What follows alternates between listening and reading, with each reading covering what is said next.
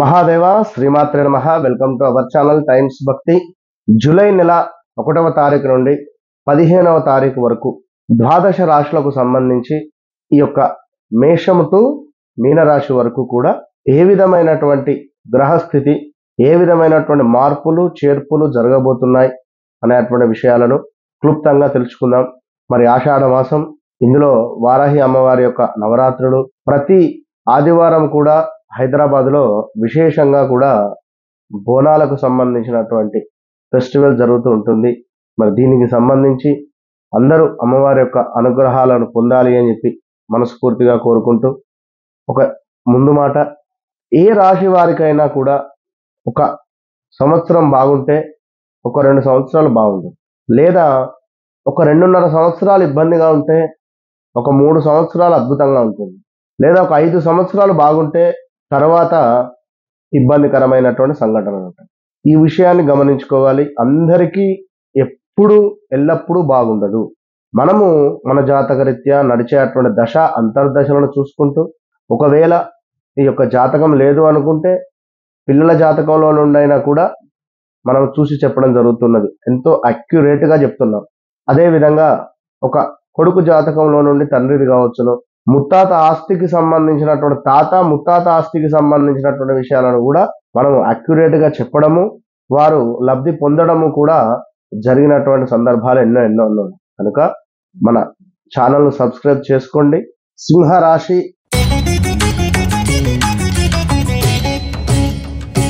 సింహరాశి వారికి ఈ యొక్క 1వ తారీఖు నుండి 15వ తారీఖు వరకు కూడా గ్రహస్థితి చూసుకున్నట్టయితే ఉద్యోగ సంబంధిత ఇబ్బందులు బాగా ఇబ్బందికరంగా మారబోతున్నాయి.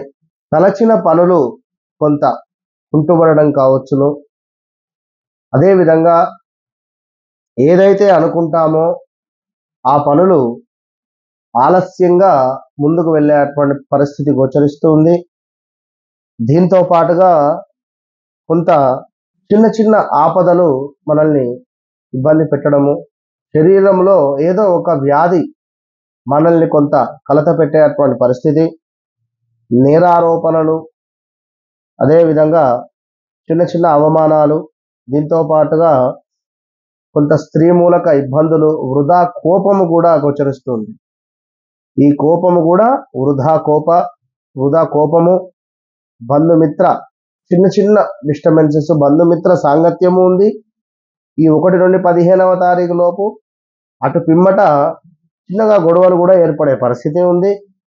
అదేవిధంగా విందు భోజన ప్రాప్తి, ధనధాన్యాదులలో కొంతమేర లాభాలు ఉన్నవి, వస్తు నష్టము ఉంది, వాహన ప్రమాదాలు ఉన్నవి.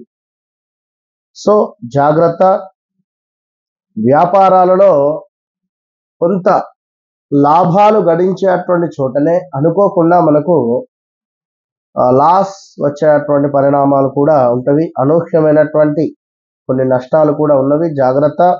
దీంతో పాటుగా విపరీతమైనటువంటి ఒక భయాందోళన ఏదో రకంగా మీకు కలిగేటువంటి పరిస్థితి, కొంతమేర ముక్కు ముఖము తెలియని వారితో చిన్న చిన్న గొడవలు ఏర్పడేటువంటి పరిస్థితులు ఉంటవి.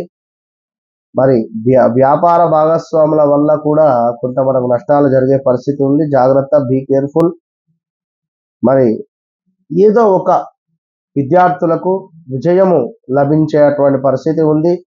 దీంతో పాటుగా కొంత అలసత్వము, కీర్తి నాశనము, అసత్యాలు పలికేటువంటి సందర్భాలలో, అంటే సత్యము పలికే సందర్భాలలో అసత్యాలు పలకడం వల్ల ఇబ్బంది.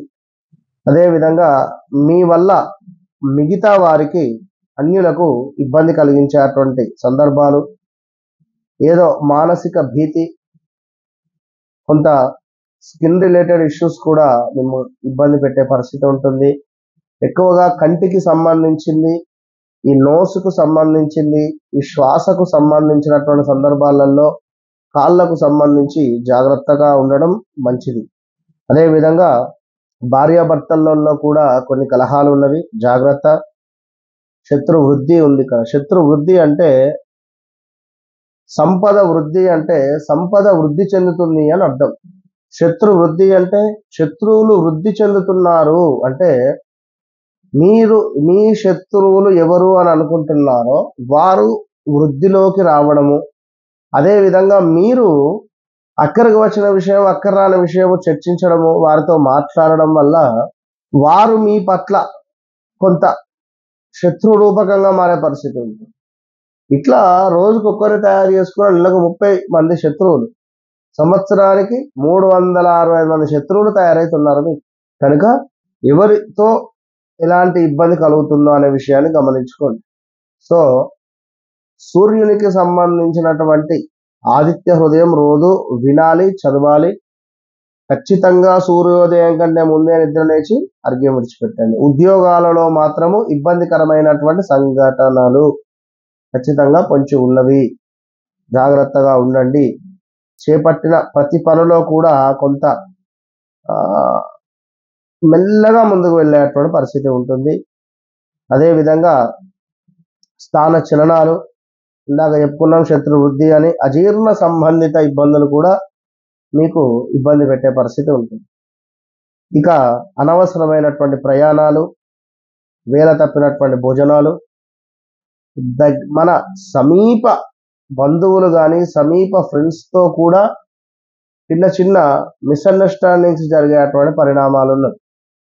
కనుక తప్పకుండా జాగ్రత్తగా ఉండండి. సింహరాశి వారు ప్రతిరోజు కూడా గణపతి దేవాలయాన్ని సందర్శించండి, దుర్గా దేవాలయాన్ని సందర్శించండి. All the best.